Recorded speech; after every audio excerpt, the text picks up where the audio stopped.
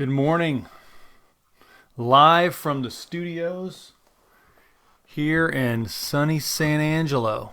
Now, I had everything ready, but now I don't know where my coffee went. Because you got to have coffee when you're doing this type of thing. So I'm just going to say, give me a second, I got to find my coffee. This is most important to me.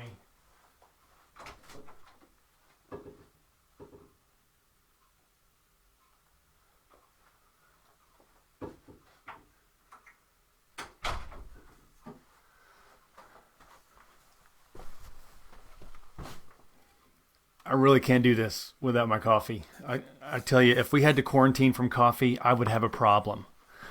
You may just see the end of somebody, and that would be very bad. Oh, I'm trying a new little setup this morning, trying a new little location. I don't want you guys to get used to the same spot. Got my microphone here. I'm going to go ahead and let you see that. Usually it's off camera. I guess the more of these technical things you see, the more professional this all seems, right? Good. Good morning. Okay, drinking your second cup. Good. I tell you, this is one of my second or third. I'm trying to think who else is here. I think Amy Ocker was the very first person who joined. Wow, good job, Amy. You win the Thursday raffle, Thursday prize. Oh, hope everybody's doing well.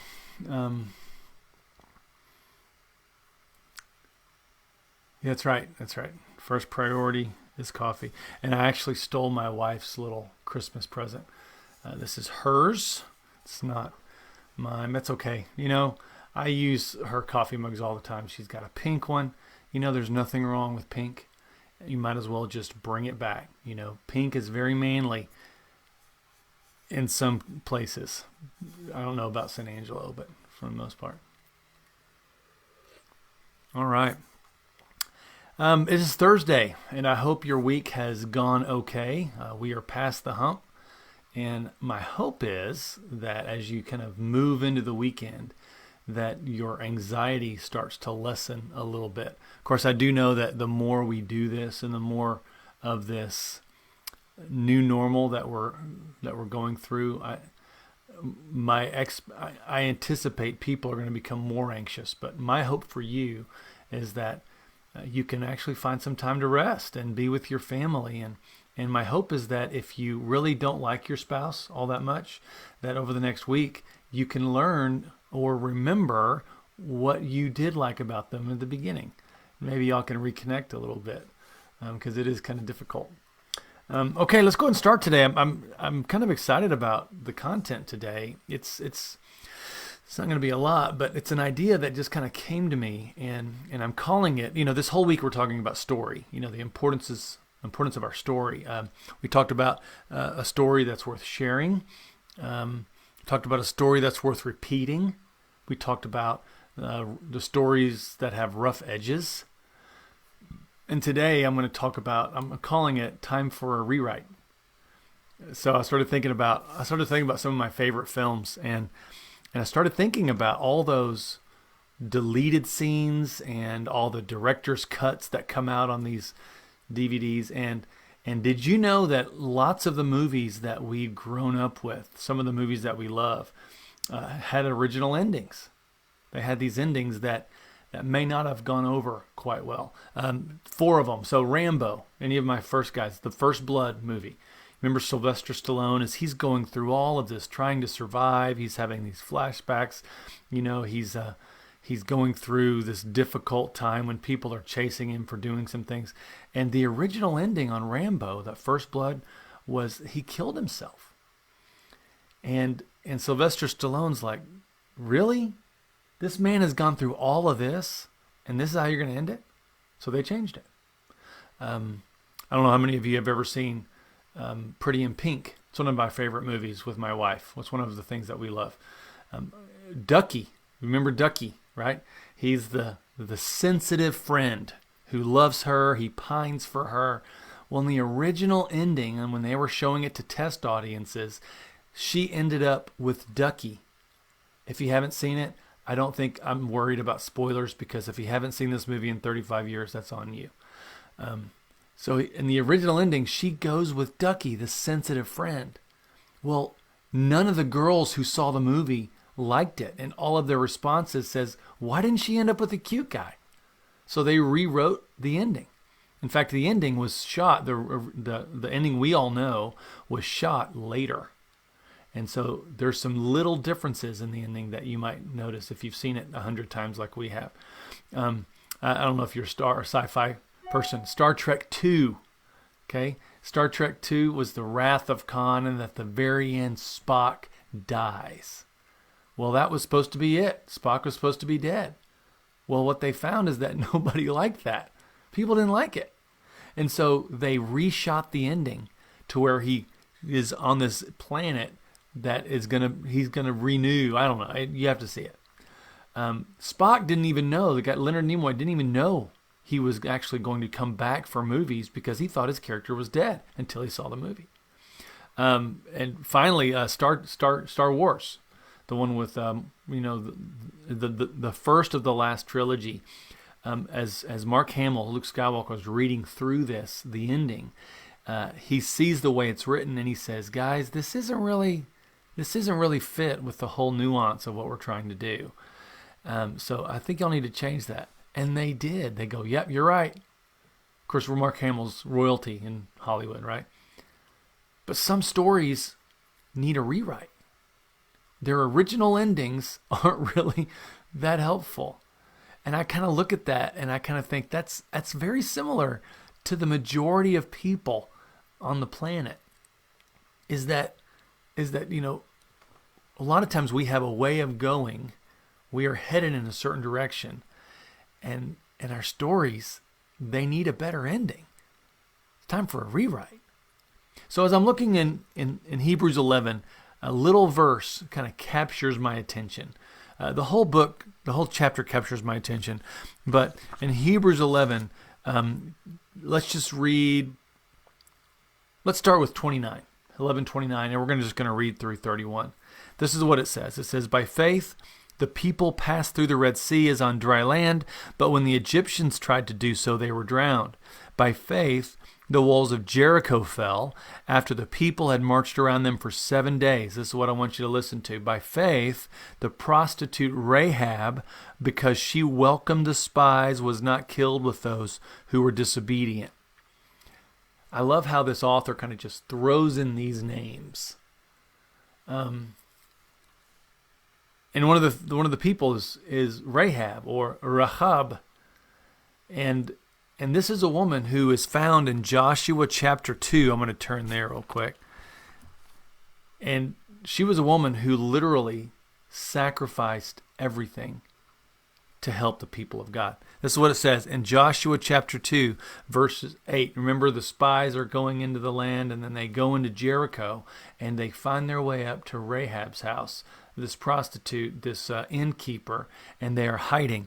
And so it says, "Before the spies lay down for the night, she went up on the roof and said to them, 'I know the Lord has given this land to you, and that a great fear of you has fallen on us, that all who live in this country are melting in fear because of you.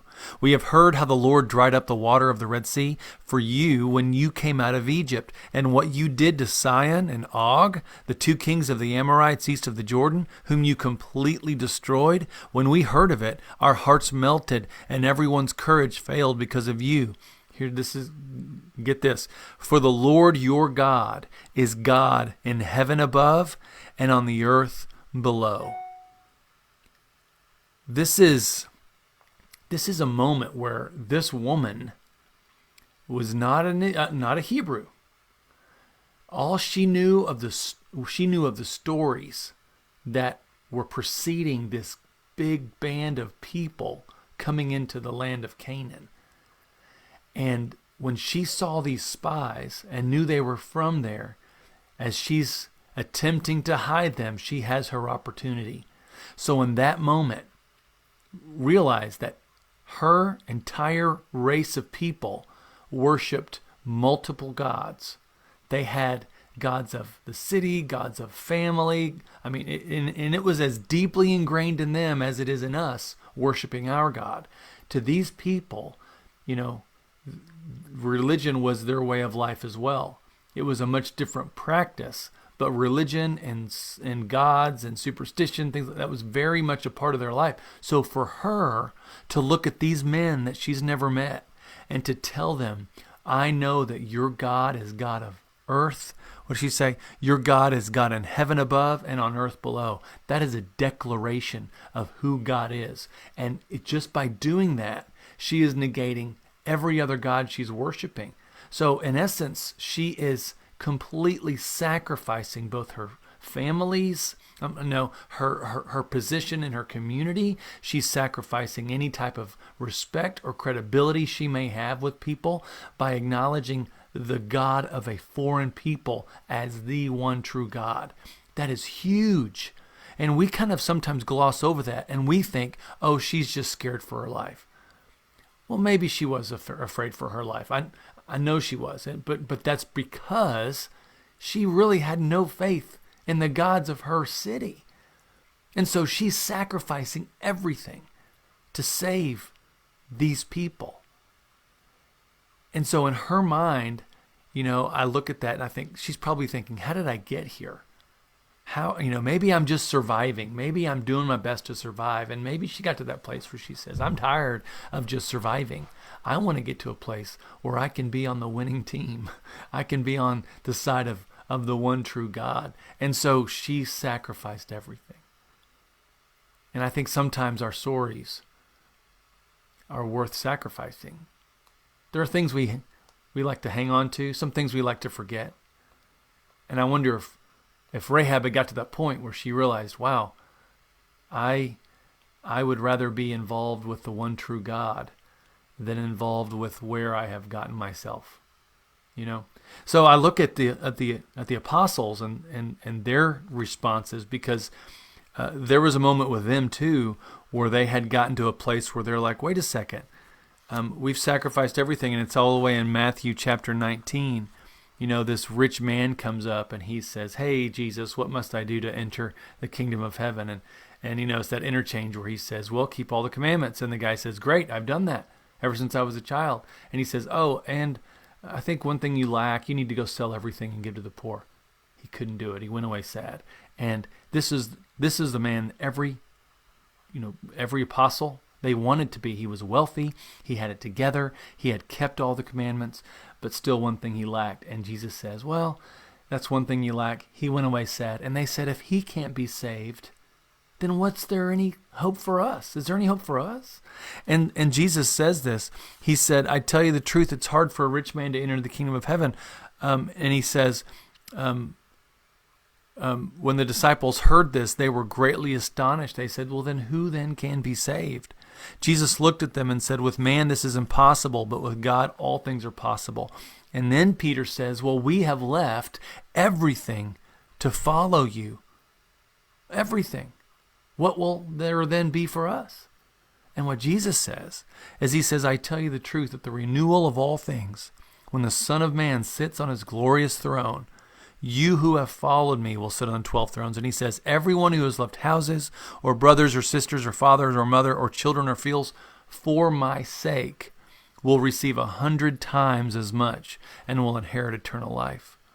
But many who are first will be last, and many who are last will be first.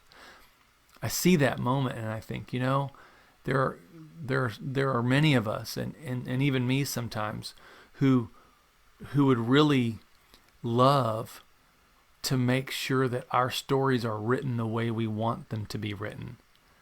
We do our best to make our stories worth seeing, and I think sometimes we need to realize, wow, we're not writing very well. And I think when it comes right down to it, so a lot of our stories, they need a better ending. God needs to write them for us. He needs to write our ending, where we go from here. And it's not that he's going to negate everything you've been through. God uses your past. He uses your experiences to teach you, to help you connect with those people that he wants you to connect with. So it's, those lights in our past, they're still burning. It's not that they're just snuffed out when we choose to follow Christ. But now, suddenly, our stories it's almost as if our stories are being rewritten into his story. There are examples of films that have added characters into the story. There's examples of people that are incorporated into different organizations or stories, and suddenly they become part of that history. That's what's happening with us, with us and Jesus and God, is that we are being incorporated into his story, which is the most important story ever written. So my encouragement to you today is acknowledge where you are. What this person Rahab did, this brave, courageous woman, she acknowledged God for who he was. And I think it has to start there. It has to start with acknowledging God as being the God of heaven above and earth below. You have got God of everything.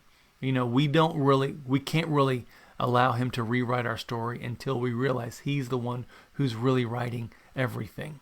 If we're allowing him to do that, acknowledge him for who he is. And secondly, what Rahab did was she made a deal with these two Israelites, these two Hebrew people, I think one of whom eventually became her husband.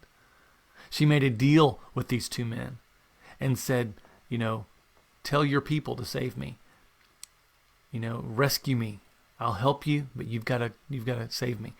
I think the second thing I would encourage you to do is to find some people and acknowledge God before them.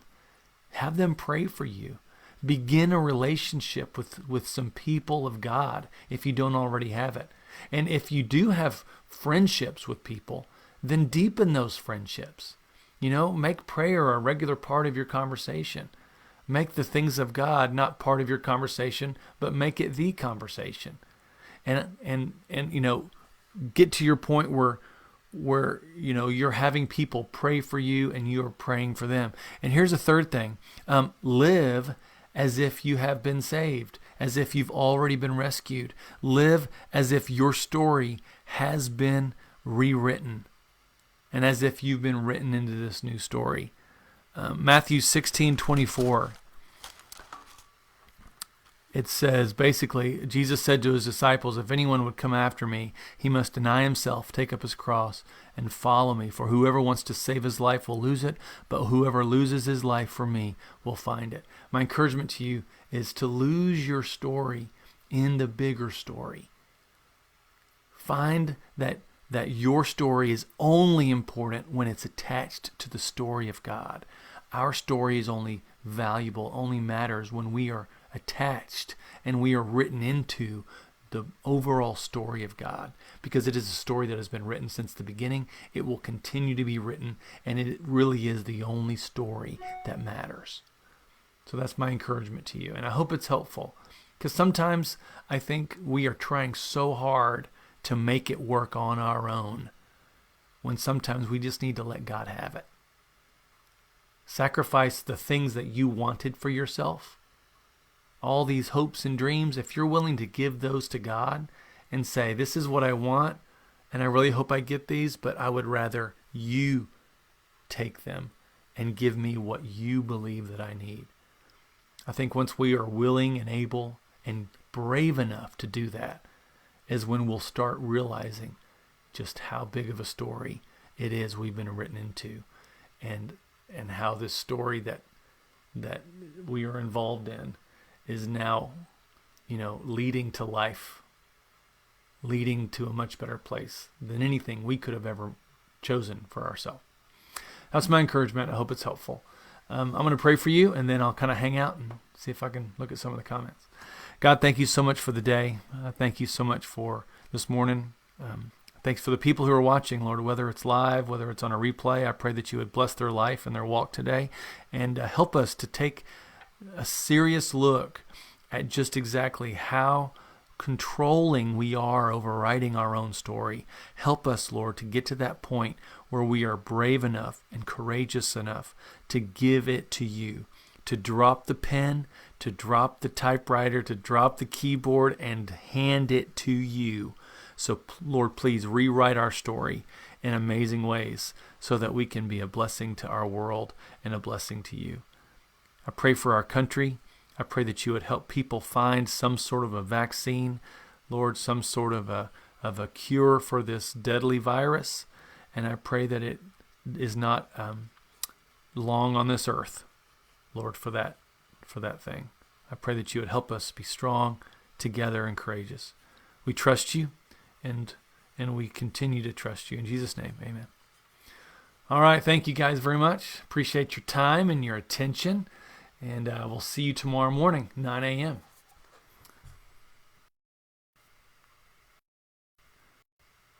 That's good. Letting go is one of the hardest things to do. It is quite difficult, especially if you think you know. A good way to practice letting go of some things is when you're arguing with your spouse or with a friend and you really believe you know what's the best way to go. Practice by just letting that go for a second. See how that kind of feels. It's not easy, but what you might find is whenever you let go, you actually are able to find that there's more to be had than what you had in your hand to begin with. Morning. Good to you guys. Try all the comments. I don't see all of them. I just see some of them. Hey, you're welcome. Good to see you guys. Stephen, thanks for showing up, buddy. Teddy C. Jones Bass, good to see you. Well. Good morning, Katina. Hey, Don, you just joined. I'm so glad. We're already finished, but that's okay. You can just rewind it and watch it from the beginning. Hope that's good.